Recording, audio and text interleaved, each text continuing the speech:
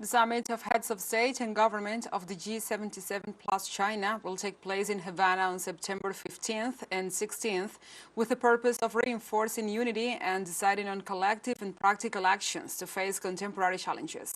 Our correspondent in Havana, Fabiola Lopez, tells us more about it.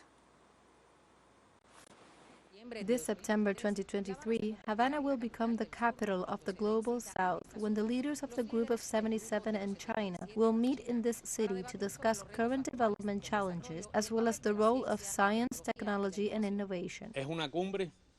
This is an indispensable summit. In the midst of the economic and multidimensional crisis that is occurring on a planetary scale, at a time when the countries of the South are seeking a solution to these problems within the scopes of independence, sovereignty, and a greater degree. I would say of awareness of where the roads that will take us toward development must lead. 23 years ago, when inaugurating the first South Summit, the supreme decision-making body of the G77 and China, precisely in Havana, Fidel Castro said that in the globalized world, where knowledge is the key to development, the technological gap between the North and the South was widening in the conditions of increasing privatization of scientific research and its results. Never before has humanity had such a formidable scientific and technical potential, such an extraordinary capacity to generate wealth and well-being, and never before has the world been so unequal and inequality so profound.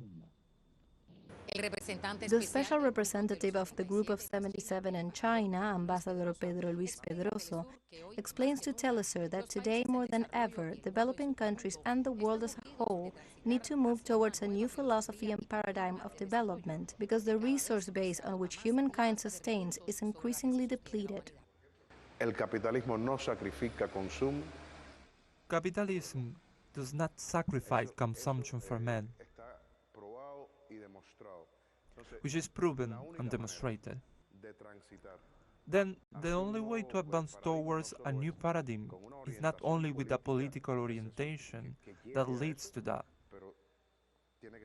but it has to be on a technological and innovative basis. If Cuba, in the midst of the most complex and difficult situation it has gone through, which was not only a blockade intensified to unprecedented levels, but also the consequences of the Cuban COVID period, and Cuba in the midst of that was able to produce 5 vaccines, 3 of them already in the market in use. So, what we 134 countries can't do if we decide to unite our individual potentials? In calling the meeting in Havana, President Miguel Díaz-Canel considered that the scientific technical progress that is key to achieving development is inaccessible to a large part of humanity and has its roots in the unfair international economic order. We can do many things if we decide to unite our potentialities, our capacities, our resources, and we will not necessarily have to depend on the North, as it would be a new source of liberation of the South. And therefore, what we intend with the summit is that, to say that we have potentialities among us, we can do many things. Cuba's commitment is to promote international solidarity and cooperation among the countries of the South by advocating the use of science, technology and innovation as engines of sustainable development. Fabiola Lopez, teleSUR, La Habana.